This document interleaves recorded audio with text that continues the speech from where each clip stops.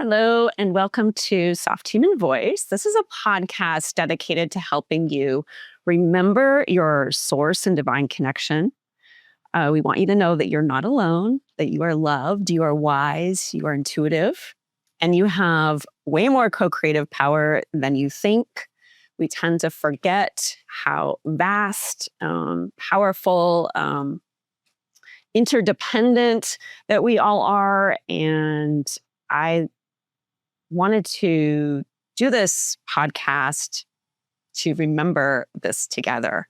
So today we have somebody who has been to the other side and has come back with an experience to share. So we'll get to touch on some of that magic. Before I get into my guest, my name is Jessica Shepard. I'm an astrologer, intuitive guide. I'm an author of 5 books. A Love Alchemist notebook was my first one. And I also am writing on Substack, and that Substack companion newsletter to this podcast is called Soft Human Words. So if you're interested in these topics, I write about them all the time. And that is me. And now I'd like to introduce Dr. Eben Alexander. Am I saying your name correctly? Yes, you're doing just fine. Perfect. So I'm going to read a little bio. Dr. Eben Alexander is a neurosurgeon and New York Times bestselling author of Proof of Heaven, a neurosurgeon's journey into the afterlife. He's also done a more recent book. I have it right here, Eben, Living in a Mindful Universe, among other books. And he co-authored this one with his partner, Karen Newell. His works have been published in more than 35 countries. Dr. Alexander spent 25 years as an academic neurosurgeon, including 15 at Harvard Medical School and affiliated hospitals. Throughout his career, he treated hundreds of patients with severe brain injuries and disorders of consciousness. And then in 2008, his own life took an extraordinary turn when a rare bacterial meningitis left him in a week-long coma. And to everyone's surprise, including his own, he awoke with vivid memories of what he describes as a profound journey beyond this world, an experience that forever changed his understanding of consciousness and the nature of existence. So I have been really looking forward to exploring your journey with you today. Can I call you Eben? Sure. Absolutely. Would you like me to call you Dr. Alexander? I think people know that already. I'm a doctor, Okay. But yes, Eben is fine. So I just wanted to mention, Eben, why I knew of you, how I knew of you, and sort of a connection behind the scenes story. I actually had your book, Proof of Heaven, in my personal library in, what was it published? 2000? Was it 2012? Yeah. In October. So in 2010, my grandmother, who I mentioned before we started talking, she lived in South Carolina, and I lived with her for a time. She passed away. And for some reason, I was at this point in my life where I'd had other significant relationships. Death still dealt with that. But for some reason, I had this acute fear of the unknown at that time just really come up. And I felt like I needed to define some kind of framework, right, for death and what happens after death. And this became a real big preoccupation for me. And that's when I dove into Michael Newton's works. I'm not sure if you're familiar with Journey of Souls, Destiny of Souls, and past life regressionists, and who else?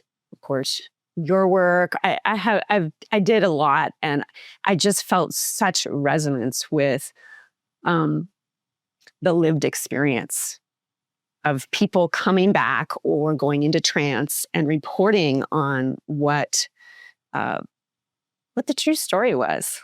It felt true to me. And so I just wanted to mention that because your book has been really pivotal in helping me through that, not only that process of grief, but helping me to understand that larger framework of what goes on. Well, I'm so glad that it has helped you. I know that many people reach out to me and say it's helped them too. And often that help is in the setting of just answering some deep questions that have plagued them when they lose a loved one or face a terminal diagnosis or things like this. And so I know that many people contacted me and said that there was something about the languaging I used, the way I discussed the afterlife, that just brought back in them a personal memory that they went, oh my gosh, I'd almost like I'd forgotten that somehow. And yet this much richer reality is now brought to me. And often the catalyst for that revelation was the book Proof of Heaven. And luckily, I think the other books, Map of Heaven, and especially Living in a Mindful Universe, as you pointed out, was co-written with my now wife, Karen Newell, who's also the co-founder of Sacred Acoustics. So she is a very, very advanced soul when it comes to using sound for deep meditative experience. And she was very helpful in that third book, Living in a Mindful Universe, which is where we really go the distance in trying to bring science and spirituality together where they belong. And there's a scientific revolution going on right now that much of the world doesn't know about, and yet it will over the next decade or so, because the repercussions from this revolution are going to be gigantic. It's a complete reversal of centuries of materialism and kind of missing the bigger picture of what's going on here. So it's fascinating to me that so many of these big answers are coming from the scientific community, not the religious community or necessarily even the spiritual community, but this is kind of a scientifically validated revolution in the primacy of consciousness and the interconnectedness of mind. Given our political polarization, a lot of the problems in this world, it's high time we had a solution like this coming at us. And I would say that from my perspective, it's been a good 5,000 years in the making. So this is not a little revolution, but it's a gigantic revolution. But of course, those who are paying attention will realize how fascinating it is that many of the deepest truths that we're coming to in the scientific revolution about oneness of consciousness, the brain is a filter for primordial mind, how we're all interconnected through the binding force of love. These are all deep truths that have actually been known to spiritual journeyers for thousands of years. And fascinating that now the scientific community, through quantum physics, through neuroscience and the hard problem of consciousness, philosophy of mind, and the apparent unity of mind in a given individual, every bit of that is pointing us towards a revolution in understanding that also involves eternity of soul and how we're all interconnected. Yes, yes, yes, yes. I would love to talk to you more about that, hear about the way that science and spirituality are merging, or consciousness. I also, as you were talking, my curiosity was piqued because it's interesting to me that you come from this very strong science academic background, and you were at Harvard, and you were doing all this work that was very logical, left brain, cognitive, focused, mechanical in some ways, excuse me, on the brain. And then you had this extraordinary experience. And from what I read, you are saying that, wow, okay, now I'm understanding that consciousness is not contained within the mind, within the brain. There's a larger mind, there's a larger consciousness. And as you took that journey, outside of your actual journey, the near-death experience, which I'd love for you to talk about in a second, you took this larger journey out into the world as you're sharing this. And it sounds like you are merging, I don't know, the intuitive and the scientist in your personal life.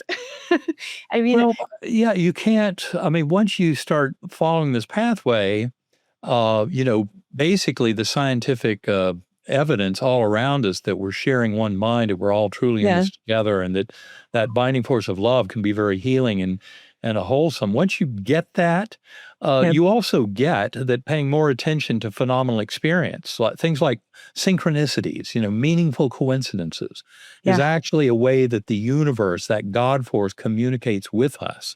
Pathways of kind of causal information flow that are not slave to the kind of rules of materialist interaction, but in fact reveal a much deeper, more profound information connection across the universe that has to do with soul growth, Mhm. soul interconnection, shared mission with the universe at large. I mean, these are the big principles that start to emerge from this. Mm. And ultimately, my advice to any sentient being out there who's paying attention to this discussion is that first and foremost, you're not going to learn the deepest truths just by watching podcasts and reading books. You need personal experience, going within, centering Mhm. prayer, meditation. I use binaural beat brainwave entrainment. That is Mhm. sacredacoustics.com. I use that very powerful technique for meditative explorations every day. And Mhm. that adds tremendously to my kind of understanding of this. But you can't just do it through following the breadcrumbs of rational thought and empirical data. Mhm. You need personal experience of exploring consciousness. That was a truth I realized within about 2 years of waking up from my coma. That Okay. I'd read about 150 books over those 2 years, quantum physics, spiritual books, East and West, et cetera, trying to kind of fill in the gaps of my own experience. And then I realized, no, the only way to really get at it is to spend a lot of time exploring consciousness. And so for the last 12 years or so, I've spent an hour or two a day using sacred acoustics binaural beat brainwave entrainment to get into deep meditative states. And that's what I recommend to anybody out there is you must have some way of acknowledging that the voice in your head, Mhm. this is not your consciousness, the voice in your head. I love how Michael Singer in his book, The Untethered Soul, he calls that voice your annoying roommate. That's it. End of story. There's something far greater about you Mhm. in kind of connecting your higher soul, connecting to your higher soul and connecting to that primordial mind of the universe. And this is the kind of thing we can do through deep meditation. And if you don't already have a way of silencing or putting in, time out that little voice in your head, I can highly recommend sacredacoustics.com is an incredibly powerful resource. I mean, as I said, I'm not part of that company, although my wife is, Karen is.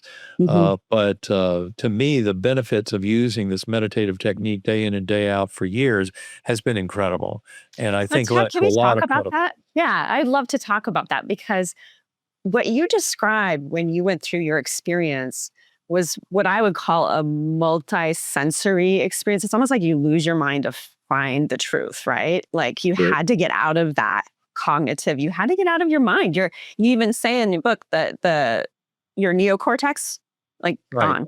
It The was it human, was gone. offline, period, and there's a medical case report. So it's not just the medical details I put in the book Proof of Heaven, but also a medical case report on my medical records that came out in September 2018 in the Journal of Nervous and Mental Disease by Dr. Serby Khan, Lauren Moore, and Bruce Grayson. And that case report makes it very clear my brain was in no shape to have any kind of dream or hallucination. I mean, my Mhm. entire neocortex was involved. I had deep swelling in the white matter underneath all my neocortex. So the infection had worked its way through. My glucose level in my spinal fluid, for you or me, it might be 90. In somebody with severe bacterial meningitis, that glucose level might be 20. Well, my doctors measured my glucose level as 1. No one had ever heard of a meningitis case with that CSF glucose down that low, which means the bacteria had long ago run out of eating glucose in my fluid and eating my brain.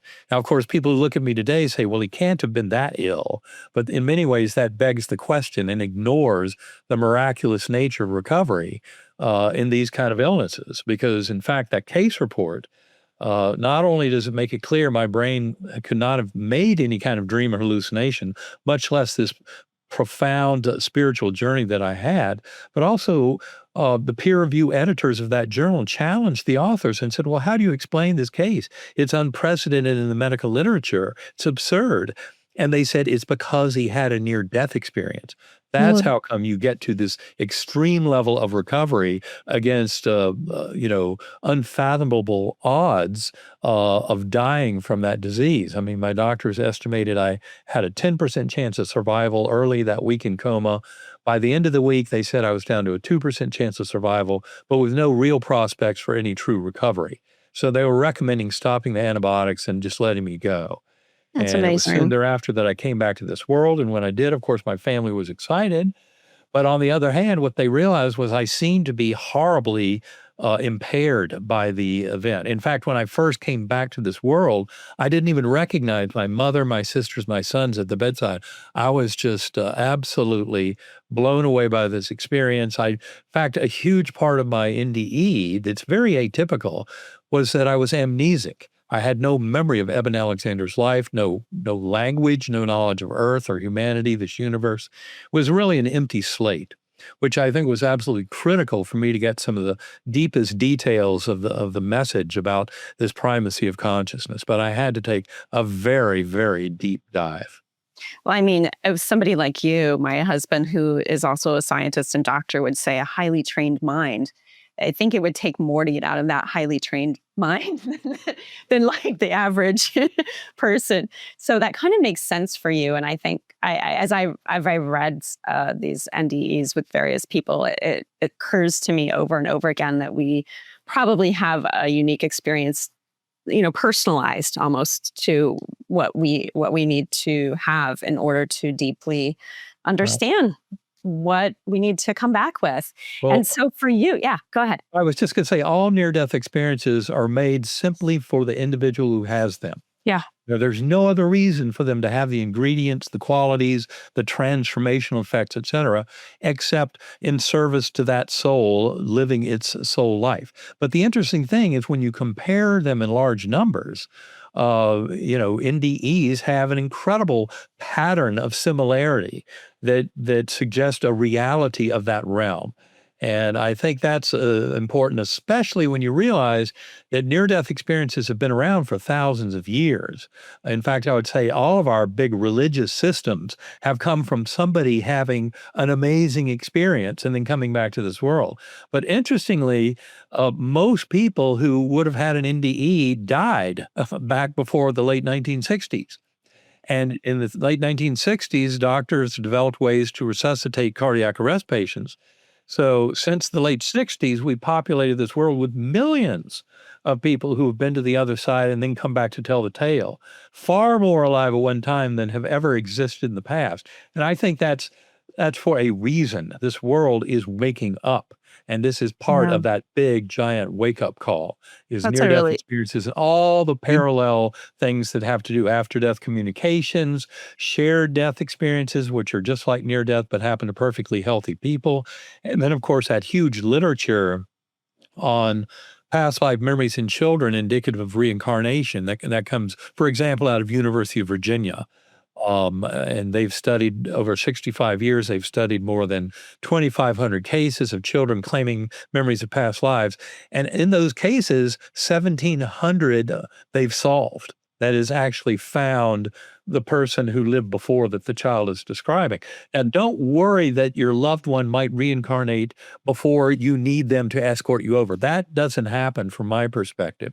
And the full explanation of that requires a much deeper dive into the nature of near death experiences and especially life reviews. The life reviews, which happen in about 50% of near death experiences, when you study them scientifically, as Bruce Grayson has done, he's a skeptical psychiatrist who's studied near death experiences for 45 plus years. And he wrote a beautiful article in the Journal of Near Death Studies in the fall of 2021, where he discussed almost 700 life reviews. And when you find out that a third of them involve your entire life, you might say, how can that be? And it's because they occur in a timeless realm. So don't think that these are just vague memories or wishful thinking about life events. This is a very powerful experience that instructs us about the nature of consciousness and reality in many ways. And so the fact that a third of people can have their entire life involved in the life review is very telling. But again, I reassure you, there's so much of a theme of love and connection in all of these stories, after death communications, deathbed visions, all of that, that you should never worry that your loved one would not be available to you.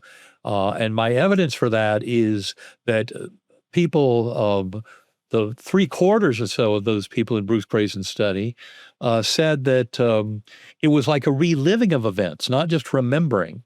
And something like 84% of them said it was also a reliving of events from the perspective of everyone involved. So in other words, the golden rule, treat others as you would like to be treated, is written in the fabric of the universe as life reviews, because 84% of these people are experiencing events of the life review from everybody's perspective. So if you were busy handing out pain and suffering to others, in the life review, boom, it comes right back on you. So these are a gentle nudge, and they've been there for forever, but a gentle nudge to get us back on track of taking care of each other and being responsible spiritual beings. Yes, yes, yes. And that's so important right now, right? As you were saying, these kind of discussions couldn't happen in a more interesting and imperative time with the amount of separation and things going on in the world, where people are clearly forgetting our lack of connected, or that we are connected. They're thinking that in these separative terms. And I'd love for you to actually tell us about your experience. You didn't have a life review. Your experience was unique to you.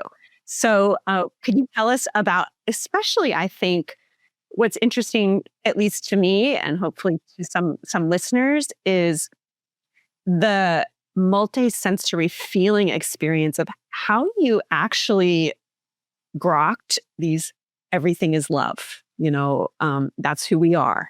All How right. did that happen for you? Well, I think I often use the phrase knowledge through identification, Hmm. which means you become huge swathes of the scene. Like in those life reviews, you would become the other people involved. And Hmm. that's how you become aware of their feelings. Now, for me, I'll be brief as I can here Hmm. because I want to leave you plenty of time for questions. But it all started in what I call the earthworm's eye view, a primitive course on responsive realm. And when I was there, I had no memories of anything. So empty slate. And I was rescued by a slowly spinning melody, a white light that opened up like a fabric in that ugly earthworm eye view and took me up into this brilliant, ultra real gateway valley. And that was in many ways like Plato's world of ideals, but for the individual soul. So there was no sign of any death or decay. It was all almost a world of perfection. And in that Gateway Valley, I had no body awareness, but I was a speck of awareness on a butterfly wing. And there were millions of other butterflies looping and spiraling in these vast formations. We were above this incredible meadow that was filled with thousands of people who were dancing, children playing, dogs jumping. I mean, all this festivity. It's, kind of the last thing you might expect, but it was an incredible joy and festivity going on below. And the best part, of course, as people who've read the book Proof of Heaven realize, well, I wasn't alone. There was a beautiful spiritual guide, a guardian angel, with me on that butterfly wing. And she, remember, was a young woman with sparkling blue eyes, high forehead, high cheekbone, broad smile. She never said a word. She never had to. But her message to me, which was delivered telepathically with this beautiful mind meld, is you are deeply loved and cherished forever. You have nothing to fear. You're richly cared for. You can do no wrong. I wish I'd explained that last phrase, you can do no wrong, much more fully in the book. I thought I'd set the stage to where people realize in that world, there's so much light and love that no other action other than pure light and unconditional love suits. So if any other action happens, like most events of our life in a life review, it falls away as, oh, this is not the way to be. So in other words, you can do no wrong is implying that the guideposts for following the pathway of light, love, kindness, compassion, and mercy to all fellow beings is what is there in that realm. And so any life review that reflects less than that shows that you're falling short of your soul's journey. But for me, even in spite of my amnesia, I did witness life reviews in two very powerful fashions.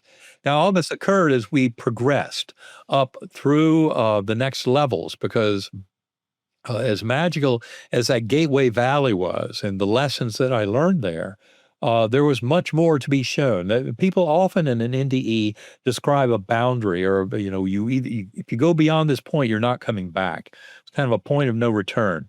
And I think I was able to glimpse a bit beyond that point, because what I witnessed were these angelic choirs that were fueling all the incredible festivities and joy and merriment in this Gateway Valley, were also summoning up another portal to another higher level. And I remember seeing all of four-dimensional space-time collapsing down, all of the spiritual realm with its remember of the temporal connection goes far beyond our sense of Earth of time flow. Because in these life reviews, birth, death, everything in between is simultaneously presented to you. It's one of the reasons why I think these journeys are so difficult to put into words, is when you make all those connections, the connections are obvious, especially through this knowledge, through identification, as you become grander and grander aspects of the entire scene you're witnessing, when that can encompass your entire life and even past lives and potential for future lives. It is a gigantic theater of kind of demonstration of your intersection and interaction with the universe at large. And that is not something we're used to taking in and then bringing back as, oh yeah, and then this happened and then this happened, like a trip to Disney World. Right. So at any rate, but as I traverse these angelic choirs provided yet another musical portal to higher levels. So I saw all of that collapsing down as I entered what I call the core. And the core was an infinite inky blackness, higher dimensional, but it was filled to overflowing with the love of that God force, that pure, unconditional love. Mhm. And that is what is gifted to near-death experiencers, so Mhm. that more than 90% of near-death experiencers, and this includes many who might have previously been atheist or agnostic, but more than 90% of them come back from this experience not only believing or having faith in a loving God, but knowing through personal experience that that God exists and is part of them. In fact, Mhm. for me, what I came to recognize in that core realm was my very conscious awareness was directly sourced in that God force. So there was no way at all to ever be distant from it. That God force was always present. And so this is, and that's the kind of reassurance that most NDEers have. They come back knowing that death is nothing to fear. It's a transition. It's part of life. But it also brings up the reality of eternity of our soul connections with our fellow soul mates. And that's a very important and refreshing concept to kind of bring into life. Now, for me, the two visions I had that showed me life reviews and reincarnation in very strong fashion all occurred in that core realm. The first one, the simpler one, was called the flying fish vision. I won't go into detail because the next one had far more power to it. And that happened during a later passage because I would spontaneously tumble back down from this sanctum sanctorum of the divine, that highest level of the core, and I'd find myself back in the earthworm eye view. But by remembering the musical notes of the melody, I could conjure up these light portals. And that's how I could basically traverse these spiritual levels, is by remembering these kind of musical perfections Yep. that were part of the journey. And of course, music in that realm goes far beyond anything limited by the music we hear in this world in our four-dimensional space-time. So it's an Yeah. idealized form of music that is quite spectacular indeed. But in this Indra's net vision, that was the major vision I had, showing me life reviews, showing me Huh. reincarnation, showing me souls working together, showing how it's all about that binding force of love. And that in that Indra's net vision, to me, it was simply a vision of all these interwoven threads. And the threads were silvery and golden, and their web and weave was really related Mhm. to our life, death, life, death, rebirth, over and over again, as it all worked towards this golden center of what Mhm. I would call a Christ consciousness, after the writings of Pierre Teilhard de Chardin, who wrote a book called The Phenomenon of Man in the Mid-20th Century, where he acknowledged that, yes, evolution was happening. At that time, the big debate was about Darwinian evolution of biological systems on Earth.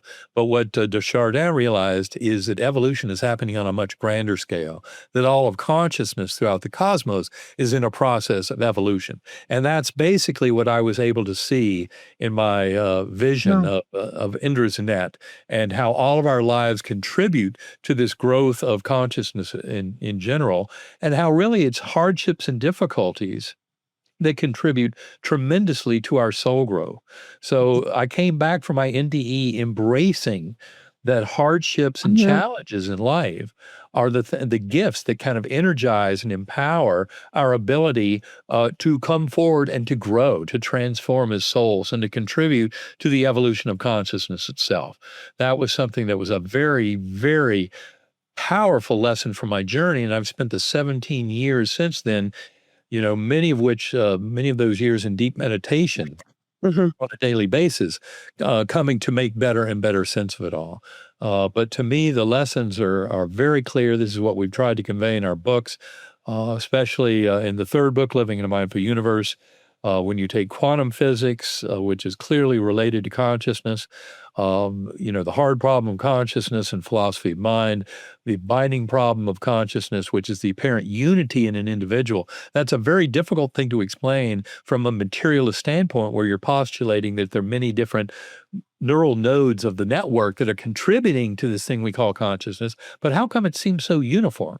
It's Mhm. uniform because it's uniform from the get-go. It's filtered in from a primordial mind as a little dissociated eddy current.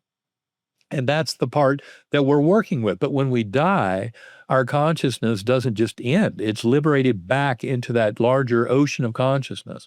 Mhm. But important to get is when you then look at all those reincarnation stories, the past life memories in children, you realize there's some mechanism for uh, uh, uh, memory connection between those lifetimes, even though only 1/5 of the cases at UVA were hereditary, that is, in the same family. So 4/5 of them were not.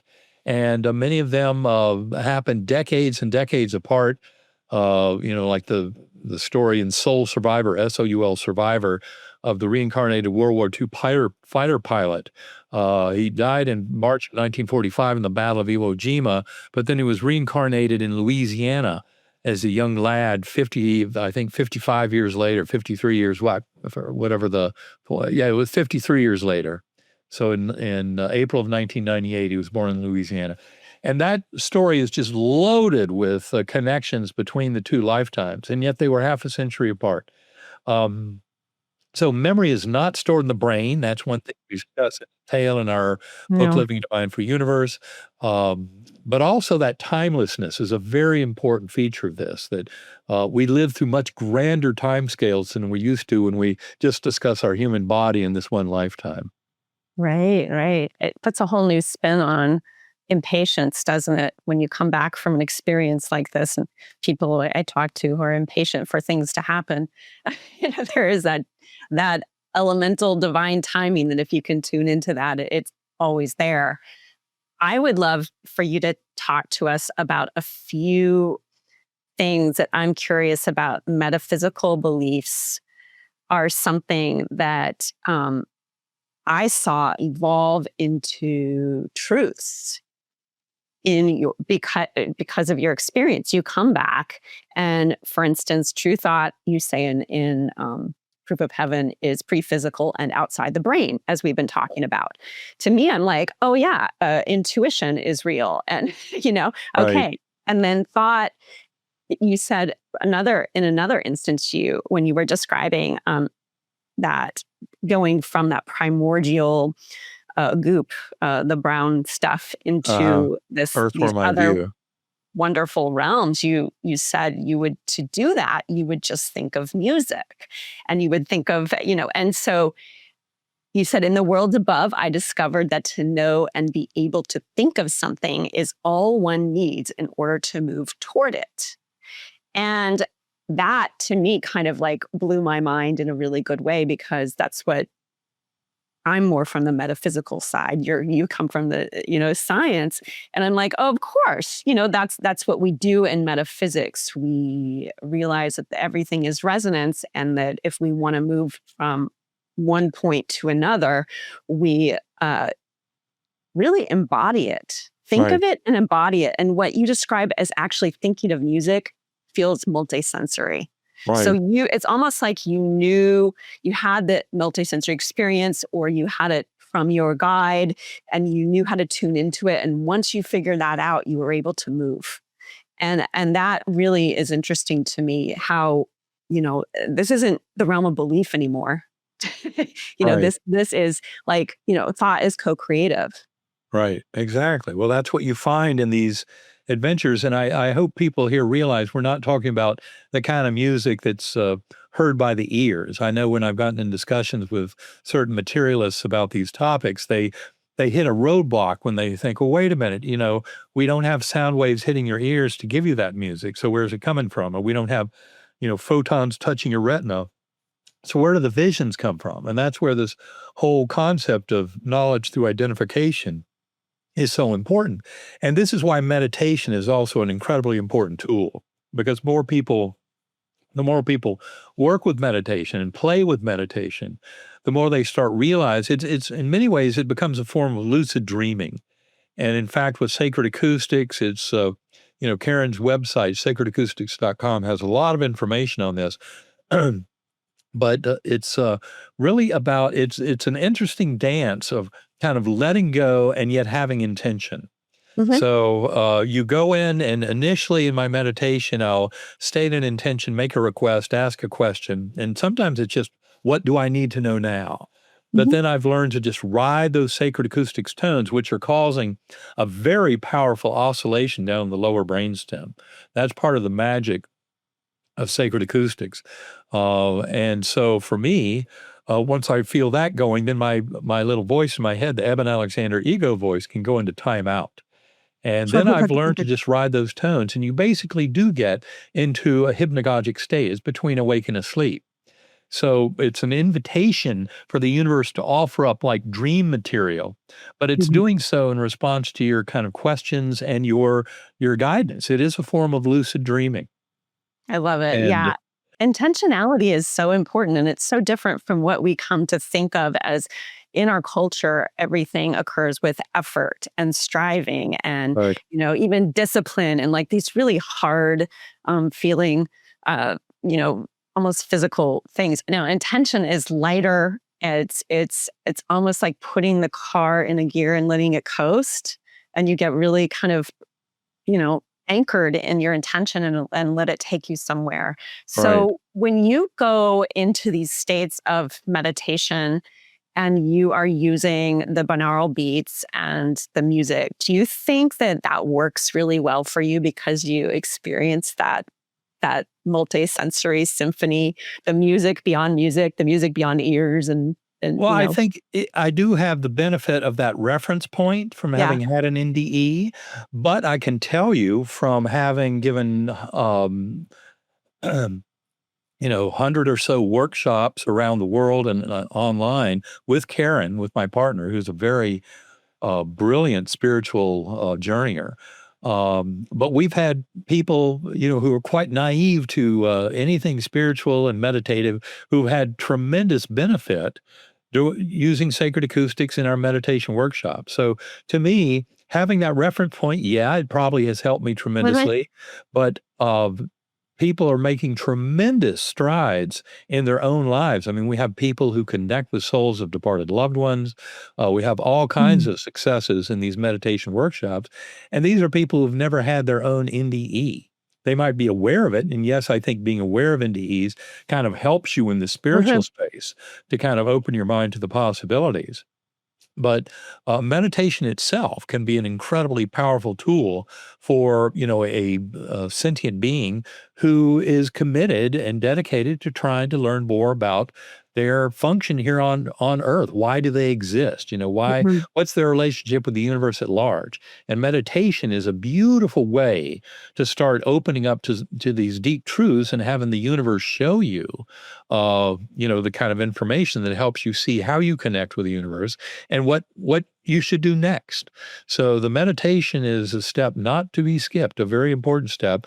Hmm. And even though I may have gained some benefit from the touchstone of my NDE, I do believe that I've seen plenty of evidence that people who've never had an NDE can make tremendous kind of spiritual progress and demonstrate a very facile ability to reconnect with souls of departed loved ones, with their higher soul, with various spiritual guides, etc., through using these meditative techniques.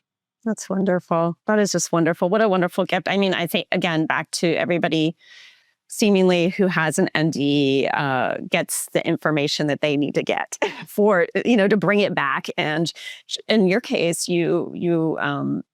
it's become purposeful. It's become meaningful. You've built this phase of your life around sharing your experience and helping other people to connect in this way that you've learned how to do.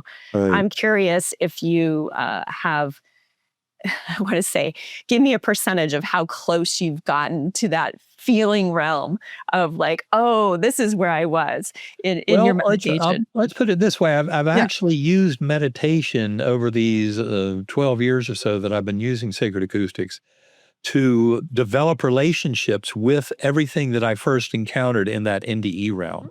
And in fact, in the third book, in Living in a Mindful Universe, I talk about how one of the biggest surprises of my NDE experience was that my adoptive father, who was very important in my life, he was a globally renowned neurosurgeon, but he was nowhere to be found in my NDE. So absolutely no hint of his existence.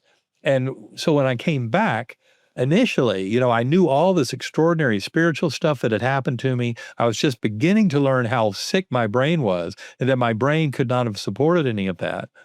But I never really read the near-death experience literature before because I always thought, well, it's a trick of the dying brain. Who cares what happens? But now you bet I wanted to read about it. But luckily, my older son, Eben the Fourth, who was majoring in neuroscience in college at the time, he came home 2 days after I got out of the hospital. It was the day before Thanksgiving, 2008. Gave me a big hug, said I was more present than I'd ever been, and he felt like there was this light shining within me. And I told him it was way too real to be real because that's what my doctors had kind of given me that clue when I tried to share my spiritual NDE with him. They said, pat me on the back and say, well, your brain was soaking in pus. We have no idea how you're even coming back to us now, but you can forget about it. The dying brain plays all kinds of tricks. So I was trying to dismiss it, but wow, what Right, a right. wild hallucination. I wanted to write it all down, record it. To me, it was obviously going to hold some secrets about consciousness and the nature of thoughts and all that kind of thing. And so at any rate, but when my son told me you need to write everything down before you read anybody else's NDE account. And he knew by studying neuroscience at the time, every time you revisit a memory, you change it. Right. So he said, write everything down you can remember now to have a fresh, kind of virgin look at your NDE, uninfluenced by anybody else's tales. And so that was smart. And I did that. But then when I started reading the NDE literature, I was shocked because that guardian angel was so clear to me. And also I found that the guardian angel must be someone deeply important to you in life, and yet I had no idea who she was. Mhm. So, and of course, the bigger part of the story for people who have never heard of me before is that I was adopted. And I'd spent much of my life with that kind of smoking crater of being left behind by my birth mother, who Mm. was 16 years old, unwed, back in 1953. And then, the adoption reunion that happened a year before my coma is a giant part of the story. Mhm. But all that adds up. But then you realize, so where was that father energy? My dad, who had passed over 4 years before my coma. And that's what we explain in Living in a Mindful Universe, because in a deep meditation about 2.5 years after awakening from coma is when I finally encountered my father's soul in meditation. Wow. And he made it crystal clear that I was on the right pathway, pursuing sound for a deep investigation of consciousness and meditation, that consciousness was fundamental and primary in the universe, and our soul connections were eternal. All this was made clear to me in one brief, bam, a thought ball that came to Wow. me in meditation with my father's presence. So what I'm telling you is that I've used the meditation to connect and Yeah. actively engage my relationships with that primordial mind and higher Mhm. soul. And that's where I would advise people start using this and putting it to their own good use to coming into kind of a soul awareness and a soul journey. I think that Very all you important. have to do is to really, I mean, in my experience, you have to really want to explore this stuff. You have to really try, like connect. It's a practice, it's a discipline. I like to call it a practice because practice is a little more fun of a word. But like you practice, you make it a consistent part of your reality so that it becomes as real and as important as making breakfast. I check in with myself. I go into a deep state. And anybody who wants this, and it's kind of what I feel too about just being intuitive or whatever extra gifts that you may think you don't have. If you want it, you can have it. And you are living proof of this. You can go back into these moments or not back, you can remember by You'll relive them, consistent practice. Yes. Yes. right back into Because them. time is, Time is not yeah, linear. That's yeah, that's the right. thing, and we have Right. the general concept is spatialization of time, which means you can explore backwards and forwards through time, Right. and even have simultaneous presentation of multiple events. So, Right. yeah, the meditation is incredibly powerful, and this is where you really get to mind over matter. And to me, mind over matter is especially important in healing and coming into wholeness. And Right. that's where I would say that meditation can provide tremendous gifts of kind of personal growth and understanding. And also, I would remind people that the last thing in the world you want to do is go to the end of your life as this materialist who believes that it's only the material world that exists, that our brain creates consciousness. When the brain and body die, conscious awareness dies. And then you get to the end of your life, and all of a sudden your loved ones are really there and they're really welcoming you Yeah. over. And it's not imagination and it's not wishful thinking. No. And then you go, oh my God, I wasted my whole life thinking materialism was correct. Well, I would advise people make the change now, Yeah. long before your last moments in this body on earth, and start working with your higher soul and with this connection. It's all about the higher good, and it's all about helping others, and it's all about manifesting love, kindness, and compassion, Great advice. forgiveness when necessary, for self and for others, and Mhm. learning to see the hardships and difficulties as gifts, because it's how we respond to those challenges that actually determines our soul growth. So all of this fits into a kind of a interesting approach to life that can be Mhm. far more rewarding and powerful and aligned with what you're actually here to do. And it's more fun. I mean, isn't it way Definitely more more fun. fun to explore these things than to dismiss them out of hand and then, think that it's all really flat and the world is, 2D? Well, and plus our world is our world is very ego besotted, Yeah. soaking in narcissism and a bunch of egotistical madness, and it's infiltrated in our politics and global systems and led to war and violence and conflict. And the antidote for that insane egotistical madness is focusing on the higher good and on the soul's journey and on it. Mhm. We're here to help each other. So all of this is a recipe to help us come more into sanity. It's so timely. So I really appreciate this conversation. And before we kind of close this, and I'd like to give you an opportunity to mention all your upcoming events because you travel quite a bit and share your experiences. But before we close, I would love for you to, and this struck me, prayer.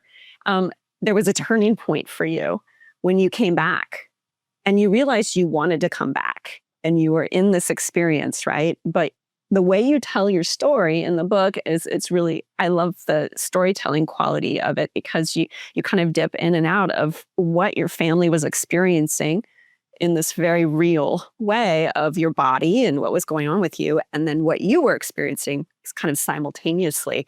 But Mhm. there was a moment when you kind of were I don't know, surprised, shocked out of this NDE experience because there you saw what was it, six figures or six Well, I Can saw you tell six us? faces, and they would just kind of bubble up out of the Uh-huh. muck. And this was at a point where I already realized that the rules had changed. I'd spent this entire NDE kind of circling through these various spiritual realms from the highest all the way back down to the lowest and in between. And every time I entered that core realm, I was told, not in words, but in pure conceptual flow, you're not here to stay, you'll be going back. We'll teach you many Mhm. things. And that came to a point where it was true. And so every time I'd remembered the musical notes of the melody to conjure up the light portal to escort me up out of that earthworm view. But now it didn't work. Remembering those musical notes in my mind did not bring up that light pathway. And to say I was sad at that point would be an understatement. Mhm. But I also knew I could trust that I would be taken care of. And that's when I saw thousands of beings going off into the distance, heads bowed, some holding candles. And what I called that was the power of prayer, because that was kind of leading me back. And I go into a lot of that in the book about how that appeared to me. But then the stage that you're talking about came next, and that was the six faces. They would bubble up out of the muck. They'd say a few words, but I couldn't understand the words because of my amnesia. And then they go back into the muck. And I remember that as clearly today as if the whole thing happened yesterday. Those faces are just burned into my memory. And yet, when I saw them, I did not know who they were. And they were, importantly, they were family and friends who were there the last 24 to 48 hours of coma. So, in other words, they told me that all the rich spiritual journey that had happened earlier had to happen between days 1 and 4 or 1 and 5 of the 7-day coma. We discuss all that time in Mhm. detail in both Proof of Heaven and Living in a Mindful Universe.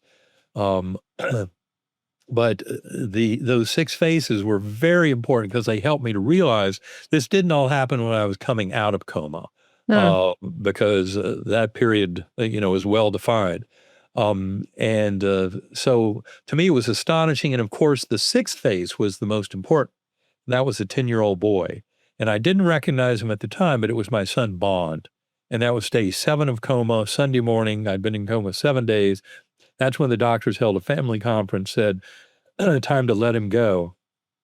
And they had protected Bond through the worst news of the week. But he overheard that and he realized, well, wait a minute, they haven't shared everything with me. He came running down the hallway, pulled open my eyelids that had been taped shut, one over there, one eye over there, neither pupil working. Anybody in medicine knows that's a horrible picture.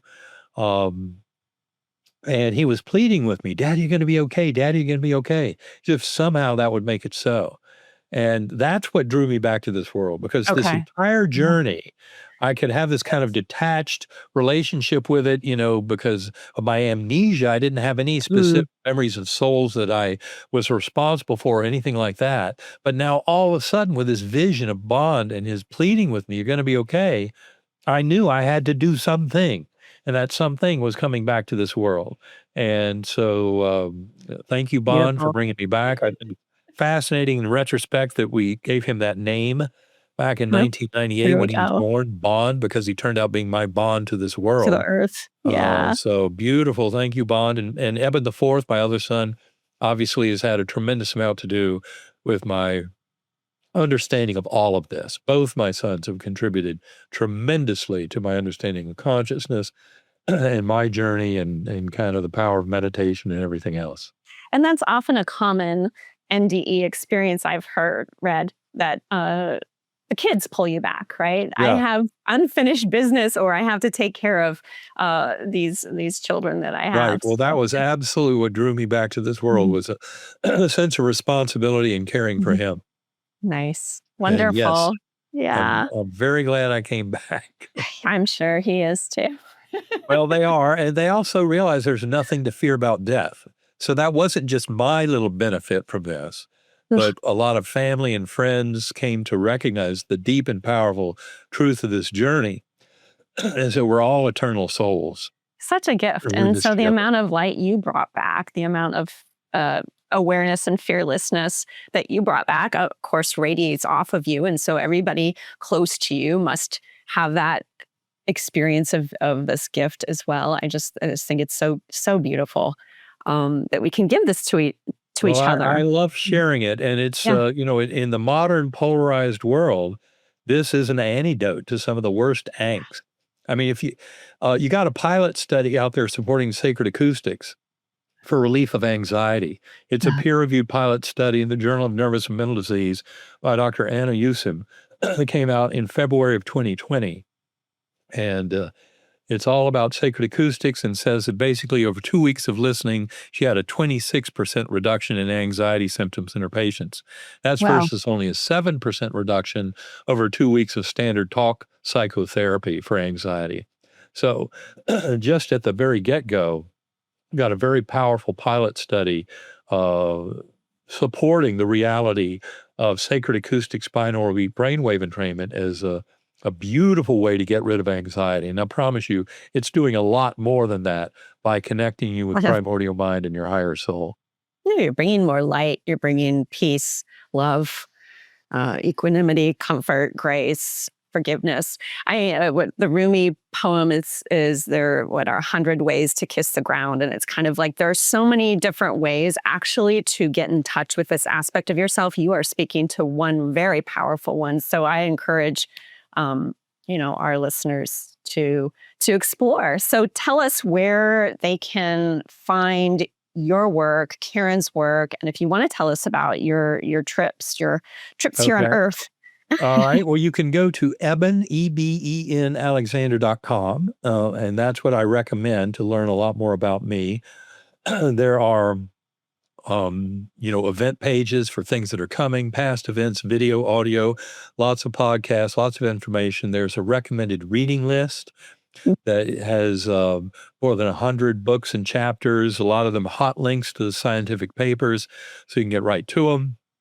Nice. And there's an FAQ page. It's very important, especially, given some of the attempts people have made to try and discredit me. The FAQ page answers a lot of questions that are Mhm. out there in the public domain. Yeah. And also, I would say the event page there, I'll mention one thing in particular. The upcoming event on November 5th is something I'll be hosting. It's about a new book coming out. The book is called God, the Proof, the Evidence. That book is published in France and sold more than 400,000 copies in Europe. As of October 14th of this month, it is available in the U.S. And I'll be interviewing the two authors of that book on November 5th. And that event is right there on my events. There are plenty of other things there. Um, Is it an online event? People can attend yeah, online, it's or is it online, so anybody can okay? get to it from Right. anywhere on Earth. And Perfect. plus, of course, they can get to it later. It'll be recorded. Yeah. So if you at least register, you can have access to it later. But it'll be right there on my website. Also, I And can highly Mhm. recommend 33-Day Journey. When you get to evanalexander.com, Ye- there's a little banner wiggling in your face. And if you click on that, leave your first name and an email address, you're off and running on a 33-day email drip campaign where each day you'll get one of the major concepts from our book, Living in a Mindful Universe. Sweet. The 33-day journey is completely free. It's been taken by almost 14,000 people around the world to date. They leave comments and help each other, so it's a community forming up. But that 33-day journey is a good way to get way into this stuff quickly. It also involves 4 sacred acoustics audio files that are a free part of that 33-day journey. So recommend that. And then I also recommend for people who want to get into meditation, try out sacredacoustics.com. Mhm. It's a very instructive website. Karen, my partner and the co-author of Living in a Mindful Universe, has put it together. It has a lot of very useful information on meditation and especially using sound to get into deep states of transcendental awareness. And again, the magic of this particular sound is it's causing an oscillation in a 300 million year old circuit down in the lower brainstem. That's what's going on. And people Mhm. often wonder, how can this stuff be so powerful? And that's because these sounds are having a very substantial influence on your lower brainstem. And of course, any oscillation in that part of the brainstem can lead to alterations in states of conscious awareness. That's often Mhm. used for hypnosis, like with the pendulum, EMDR, eye movement desensitization reprocessing, which is a very powerful treatment for post-traumatic stress disorder. Well, EMDR uses rapid eye movements, again, rapid oscillations in the lower brainstem. And with sacred acoustics, you're just taking that to an even more powerful, more primitive level. So, Great. and also I would offer up innersanctumcenter.com. It's a website, more than 50 interviews we did during the pandemic with thought leaders in consciousness, et cetera. But try out innersanctumcenter.com to learn a lot more about the other work we do. So you don't have to go experience what Eben did to. In fact, I would recommend. Don't I'm try like, that. don't Don't try try this at that. home. Don't do the meningitis at home. No, no, no. Much safer to do meditation. Yeah, yeah, yeah. No, this is a tremendous amount of resources that you've given all of us just from your singular journey, and it's such a gift. And I want to thank you for bringing your scientific mind to this subject, and for losing your mind in order to find this greater reality of expanded consciousness. It's just so hopeful. I encourage anybody who is, I don't know, struggling with perspective on death, perspective on why we're all here. I mean, it's a framework, like you opened And up talking about. It is a framework and more than a philosophical one, an experiential one, which oh, many it's people all are. about the experience, and personal Yeah, experience is the best teacher. it's the best. I agree. So thank you for joining us. Thank you for being here. And Jessica. we look forward to, reading more, hearing more, interacting more with this. All right. Well, thanks a lot, Jessica, and thanks for what you do getting this out to the world. I really appreciate it. It's my pleasure. All right. All right.